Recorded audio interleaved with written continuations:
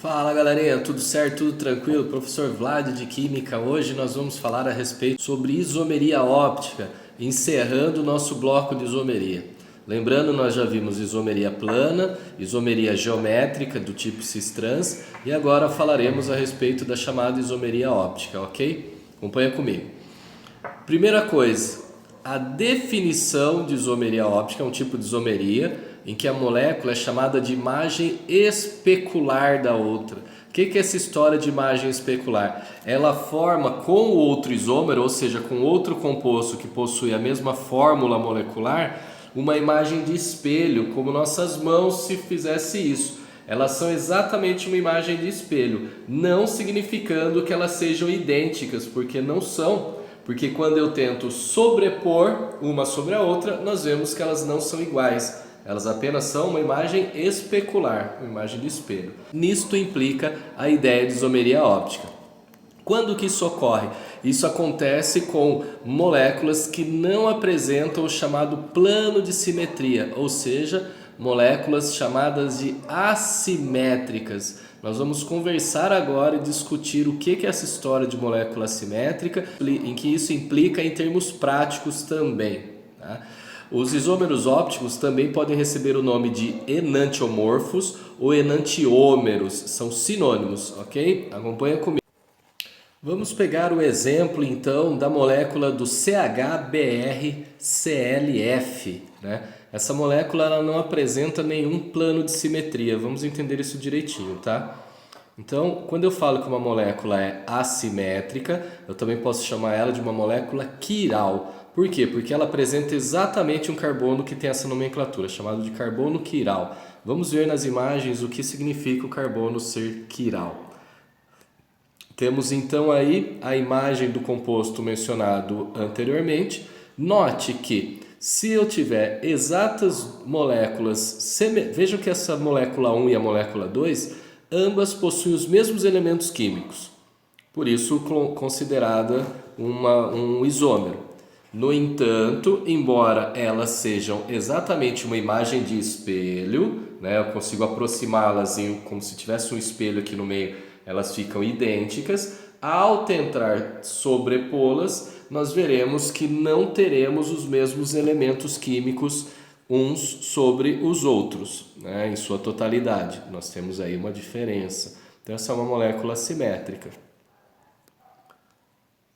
A grande característica da isomeria óptica, e esse é o grande objetivo dessa aula, né? Então não se assuste, parece meio complexo, mas agora você vai perceber que não é localizar o carbono assimétrico ou carbono quiral. O que é o carbono quiral? É um carbono que tem todos os seus 4 ligantes, não é? Porque o carbono faz 4 ligações, todos esses 4 ligantes diferentes. Eu não posso ter 2 ou 3 ligantes que sejam idênticos. Eles devem ser diferentes entre si. Esse carbono é considerado carbono quiral. Eu geralmente identifico o carbono quiral marcando um asterisco ao seu lado. Tá? Notem aí a molécula da glicose e a molécula da frutose, né? Ambas possuem aí uma quantidade de elementos semelhante.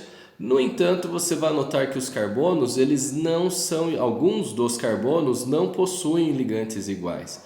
Note o primeiro carbono quiral marcado como carbono número 2, que ele tem um dos ligantes é o hidrogênio, o outro ligante é uma hidroxila. Acima nós temos um C-OH e abaixo nós temos um CHOH. Então isso significa que os seus 4 ligantes são diferentes. Isso acontece da mesma maneira com outros 3 carbonos desta estrutura.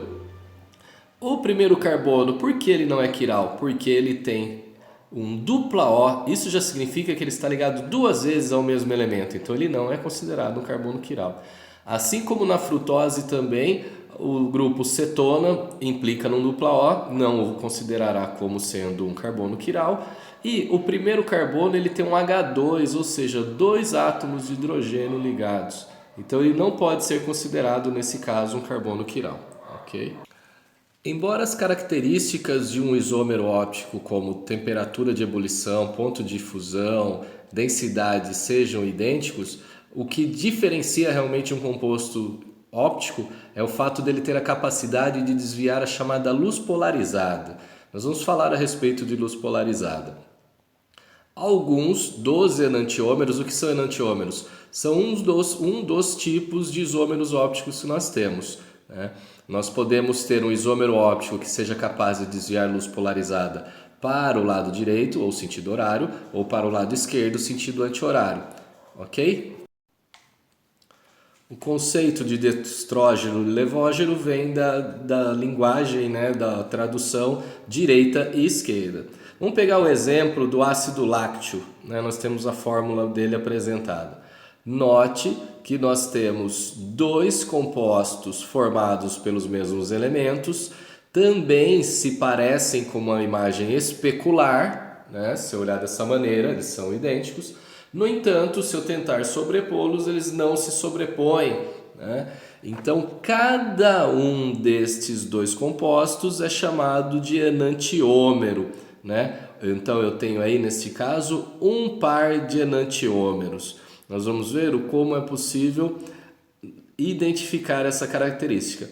Note que o carbono número 2, o carbono central, ele tem como um de seus ligantes hidrogênio, outro de seus ligantes a hidroxila, acima um CO2H e abaixo um CH3, ou seja, cada um de seus 4 ligantes é diferente. Então, este carbono é um carbono quiral. Havendo a existência de um carbono quiral na estrutura, nós já dizemos que esse composto apresenta isomeria óptica, ou seja, ele tem a capacidade de desviar luz polarizada. Se para a direita ou para a esquerda, isso não é possível avaliar com esse tipo de análise, pois só somos capazes de avaliar isso com um polarímetro, com equipamentos. Uma característica importante ser citada é que, se for constatado que existe exatamente 50% de composto destrógeno e 50% do composto levógeno, nós dizemos que essa mistura ela é opticamente inativa, porque enquanto um composto desvia a luz para a direita, o outro desvia para a esquerda, anulando esta característica. Então, esse composto passa a ser opticamente inativo. Nós chamamos isso de mistura racêmica. Nós vamos ver agora como é possível calcular quantos isômeros opticamente ativos são possíveis existir em uma estrutura. Então vamos analisar o composto 2-bromo, 2-cloro-butano. Observe que na análise desse composto, nosso carbono 1 não apresenta isomeria óptica, porque ele é um CH3, ele tem 3 átomos de hidrogênio ligados a ele, não serve. O carbono número 2, ele tem acima um hidrogênio, abaixo um bromo, do lado esquerdo um CH3 e do lado direito um CHClCH3. Então esse carbono número 2, ele é um carbono quiral. O carbono número 3 acontece algo semelhante. Acima ele tem um átomo de hidrogênio, abaixo um cloro, do lado esquerdo um CHBrCH3 e do lado direito um CH3. Então ele também tem 4 ligantes diferentes. Já o carbono número 4 também é um CH3, ele não vai apresentar isomeria óptica. Neste caso, nós temos então 2 carbonos assimétricos ou 2 carbonos quirais. Neste caso, nós vamos utilizar a fórmula 2 elevado a n para saber quantos isômeros ativos podem existir, onde n é o número de carbonos quirais, ou seja, 2 elevado a 2. Então, nós podemos ter aí 4 isômeros ópticos diferentes neste composto. Compreendeu? Então, sempre que eu tiver que calcular a quantidade de isômeros ópticos existentes em uma molécula, passo 1. Preciso localizar um carbono quiral. Passo 2, jogo na fórmula 2 elevado a n. Vou mostrar para você um segundo exemplo aí da asparagina. Note, localize os carbonos. Nós temos 1, 2, 3, 4 carbonos. No primeiro carbono do nosso lado esquerdo, nós vemos um dupla O. Isso já exclui a possibilidade de isomeria óptica. No segundo carbono, vindo para o lado direito, nós temos um CH2, 2 hidrogênios, então exclui também. Ficando o nosso terceiro carbono, ou segundo carbono da função ácido carboxílico para a esquerda, ele tem um hidrogênio ligado a ele, abaixo nós temos um grupo amino, NH2, do lado esquerdo um CH2 e do lado direito um C dupla OH. Então significa que esse carbono é quiral. Se eu colocá-lo na fórmula 2 elevado a n, nós temos 2 elevado a 1, então nós podemos ter apenas 2 isômeros ópticos possíveis. Claro, daí se eu tivesse que desenhar esses isômeros, eu desenharia um com o hidrogênio para cima e o grupo NH2 para baixo, o outro com o grupo NH2 para cima e o H para baixo, já teria aí os meus 2 isômeros ópticos apresentados, ok? Senhores, com isso nós terminamos esse conceito. Fica agora como atividades as questões das páginas 198 e 199 sobre isomeria óptica. Bons estudos, até mais, a gente se vê. Em caso de dúvidas, utilize o grupo no momento aberto ou então dúvidas via e-mail, ok? A gente se vê, até mais, abraço!